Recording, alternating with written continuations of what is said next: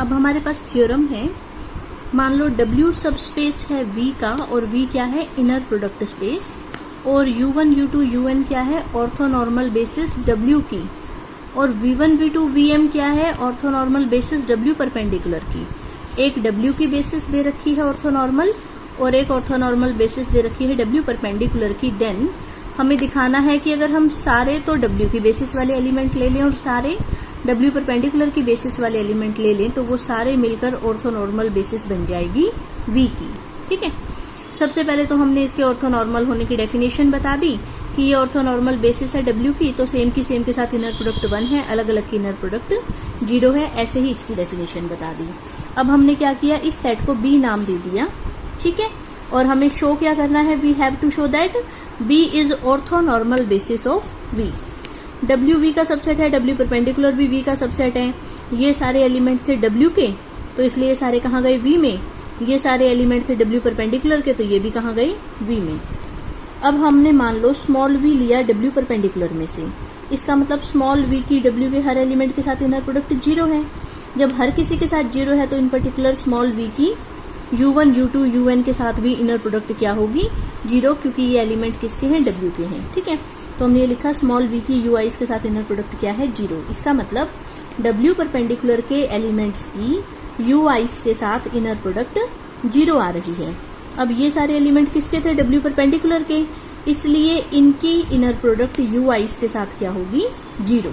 ठीक है, तो ये हमने बता दिया VJ और UIs की इनर प्रोडक्ट क्या होगी, 0। चाहे J कुछ मर्जी ले लो 1 से लेके M तक, और चाहे I कुछ मर्जी ले लो 1 से लेके N तक, हर एक VI की हर एक UJ के साथ इनर प्रोडक्ट क्या है, 0। और इसका मतलब B हमारा क्या हो गया, एक ऑर्थोनॉर्मल सेट। ऑर्थोनॉर्मल में क्या होता है, सेम की सेम के साथ इनर प्रोडक्ट 1 आनी चाहिए। वो तो हम यहाँ बता ही चुके हैं कि सेम के साथ UI की UI के साथ 1 है और VI की VI के साथ 1 है। ठीक है, और इनकी आपस में अलग अलग की इनर प्रोडक्ट 0 थी क्योंकि ये ऑर्थोनॉर्मल थे। इनकी आपस में अलग अलग की इनर प्रोडक्ट 0 थी क्योंकि ये भी ऑर्थोनॉर्मल थे।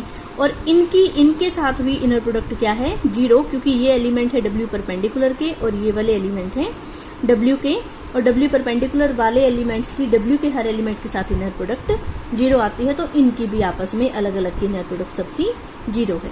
ठीक है, तो ये यहाँ से प्रूफ हो गया कि सेम की सेम के साथ इनर प्रोडक्ट 1 है, अलग अलग की इनर प्रोडक्ट 0 है। हमें इस B को ऑर्थोनॉर्मल दिखाना था और बेसिस दिखाना था। ऑर्थोनॉर्मल तो हो गया, अब बेसिस दिखाना है।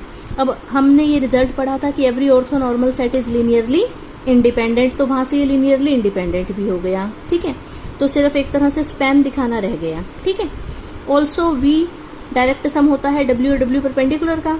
डायमेंशन का फॉर्मूला लगाएंगे तो ये आएगा dimension of V is equal to dimension of W plus dimension of W perpendicular. इसकी कितनी थी, N, और इसकी कितनी थी, M, तो डायमेंशन ऑफ V कितनी हो गई, N plus M। From 3 and 4, 3 में ये बता रखा है कि B लीनियरली इंडिपेंडेंट है, 4 में ये बता रखा है कि V की डायमेंशन कितनी है, N प्लस M। अब हमने ये एक रिजल्ट पढ़ा था कि अगर V की डायमेंशन है N प्लस M और कोई भी सेट जिसमें N प्लस M वेक्टर्स हैं और वो साथ में लीनियरली इंडिपेंडेंट है तो वो बेसिस बन जाता है V की। ठीक है, सो B बेसिस बन गया V की। ऑल्सो B ऑर्थोनॉर्मल तो है ही, तो B क्या बन गया, orthonormal basis of V। Next हमारे पास थ्योरम है, लेट W हमें ऑर्थोनॉर्मल दे रखा है और V क्या है, finite dimensional inner product space. Then the following conditions are equivalent. W is complete, अगर W कंप्लीट है, इक्विवेलेंट का क्या मतलब है कि अगर फर्स्ट कंडीशन पूरी होती है तो सेकंड होगी, सेकंड पूरी होती है तो थर्ड होगी, third implies fourth, fourth implies 5, 5 implies 6 and 6 implies 1। ठीक है, तो फर्स्ट पार्ट में है इफ W इज कंप्लीट, ये गिवन है, और प्रूफ क्या करना है कि अगर कोई U W को ऑर्थोगोनल है तो U पक्का क्या होगा, 0। ठीक है, सो प्रूफ में हमने पहले तो ये बता दिया कि जो गिवन W था वो ऑर्थोनॉर्मल था। सपोज इसमें हमने एलिमेंट्स ले लिए U1 U2 UN, ऑर्थोनॉर्मल का मतलब बता दिया, सेम की सेम के साथ इनर प्रोडक्ट 1, अलग अलग की इनर प्रोडक्ट 0। अब हम कंडीशन 1 से कंडीशन 2 का प्रूफ कर रहे हैं। तो पहले पार्ट में हमने माना कि let W is complete orthonormal set in V। Complete orthonormal का मतलब क्या है, all non zero orthonormal vectors of W belongs to V।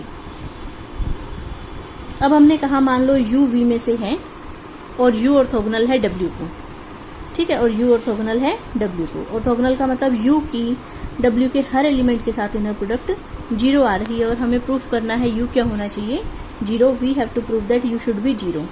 हमने मान लिया कि u 0 नहीं है, ठीक है, और ये तो हमारे पास था ही कि u की u i's के साथ इनर प्रोडक्ट क्या है, 0, और u ऑर्थोगोनल है w को, ये तो हम लेकर ही चले थे, ठीक है।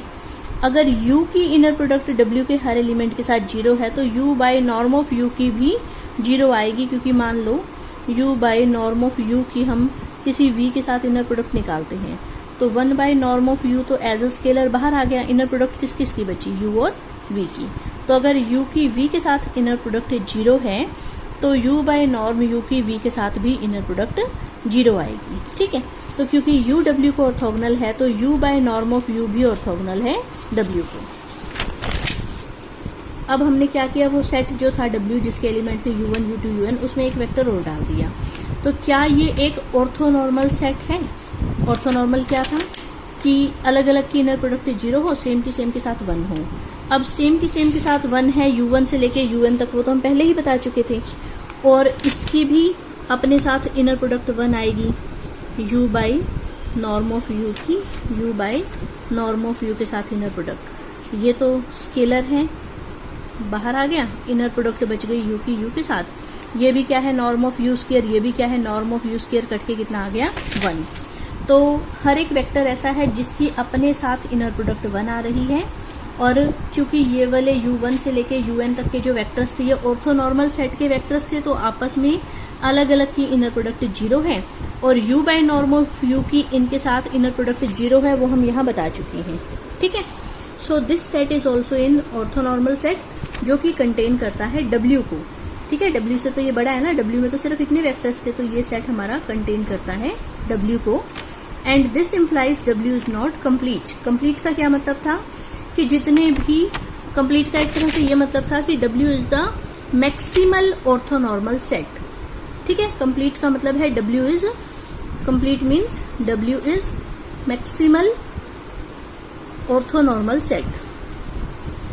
ऑर्थोनॉर्मल सेट मीन्स w का कोई सुपर सेट ऐसा नहीं हो सकता जो कि ऑर्थोनॉर्मल हो, जबकि यहाँ हमने w का एक सुपर सेट ढूंढ दिया जो कि ऑर्थोनॉर्मल है। So this is a contradiction, ठीक है। कंप्लीट का मतलब क्या है कि w is maximal orthonormal set means w से बड़ा कोई और सेट ऐसा नहीं हो सकता जो कि ऑर्थोनॉर्मल हो, ठीक है। सो यहाँ से हमारे पास कॉन्ट्राडिक्शन आ गई, क्योंकि w तो कंप्लीट था, w से बड़ा कोई भी ऑर्थोनॉर्मल सेट नहीं होना चाहिए था, लेकिन यहाँ हम w को कंटेन करने वाला एक सेट दिखा रहे हैं जो कि ऑर्थोनॉर्मल है। So this is a contradiction. Contradiction क्यों आई? क्योंकि हमने माना कि u is non zero, it means u must be 0, ठीक है।